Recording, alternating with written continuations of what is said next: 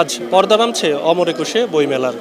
পাঠকের আগমন কিংবা বিক্রি কোনোটাই প্রকাশকদের স্বস্তি দেয়নি।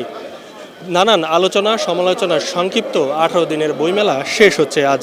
তেমনটাই আপনাদেরকে আসলে বইমেলাতে দেখাচ্ছি। শেষ দিনের যে পাঠকদের আগমন সেই বিষয়টা আপনাদেরকে দেখানোর চেষ্টা করছি। আপনাদেরকে আরেকটি বিষয় জানিয়ে রাখতে চাই যে সংক্ষিপ্ত 18 দিনের যে বইমেলা সেই বইমেলা কিন্তু শুরু হয়েছিল 26শে ফেব্রুয়ারি থেকে শুরু হয় এবং 15ই মার্চ আজকে শেষ হওয়ার সিদ্ধান্ত হয়। এবং এটা কিন্তু শুরু থেকেই এই মতামতের মানে দুভাগে ভাগ ছিলেন যে সংশ্লিষ্টরা।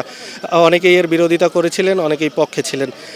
তো রাজনৈতিক পরিস্থিতি, নির্বাচন সব কিছু মিলে এবারের বইমেলার শুরু হওয়ার সিদ্ধান্ত নেয় এবং এর পরবর্তীতে কিন্তু অনেক বড় প্রকাশনা সংস্থা এবং তাদের যে বিনিয়োগের যে বিষয়গুলো সেগুলো কিন্তু অর্ধেকে নামে আসে এবং তারা বলছেন যে এই স্বল্প সময়ের যে অবস্থা বা বইমেলা তারা কিন্তু যে পরিমাণ বিনিয়োগ করেছিলেন তারও কিন্তু অর্ধেকটা তুলতে পারেনি বলে দাবি করেছিলেন। এবং এবারের বইমেলায় অংশ নিয়েছে, আপনাদেরকে জানিয়ে রাখতে চাই, 549টি প্রকাশনা প্রতিষ্ঠান এবং এর মধ্যে বাংলা একাডেমি প্রাঙ্গণে 81টি এবং সোহরাওয়ার্দী উদ্যানে অংশ নিয়েছিল কিন্তু 468টি প্রকাশনা এবং তারা কিন্তু সেখানে স্টল দিয়েছিলেন।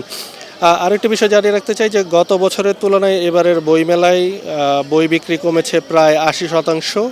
একটি সংবাদ সম্মেলনের মাধ্যমে কিন্তু এই তথ্যগুলো কিন্তু তারা তুলে ধরেন। আরেকটি বিষয় জানিয়ে রাখতে চাই যে মেলা পরিচালনা কমিটি বলছেন এবার গড় হিসাবে যে 570টি প্রতিষ্ঠানের বিক্রির পরিমাণ দাঁড়িয়েছে 17 কোটি টাকা। সর্বশেষ তারা বলেছেন যে এখন পর্যন্ত 17 কোটি টাকা দাঁড়িয়েছে। বাংলা একাডেমি 14ই মার্চ পর্যন্ত 17 দিনে 17,04,629 টাকার বই বিক্রি করেছিল।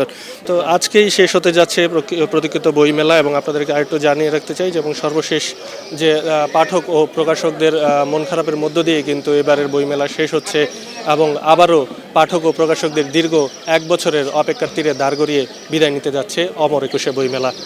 আব্দুল আল বাকি, খবরের কাগজ, ঢাকা। খবরের কাগজ, নিখাত, নির্ভীক, নিরপেক্ষ।